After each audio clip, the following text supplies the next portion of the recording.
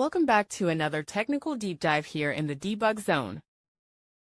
Today we're tackling a big question and breaking it down with insights from other users. Hopefully this clears up some misconceptions and helps you get the answer you need.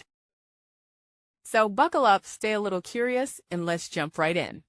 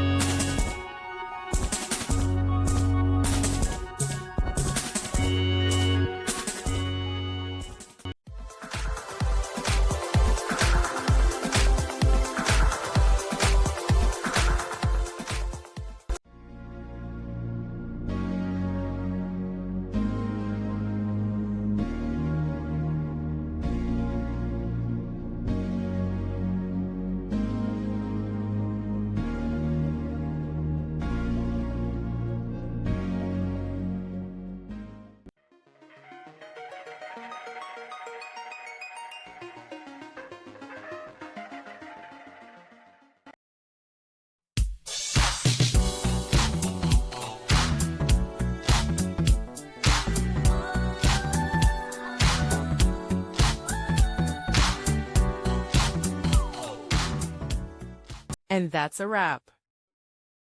I hope you found the answer you were looking for. If you did, take a second to hit that subscribe button. It really helps out.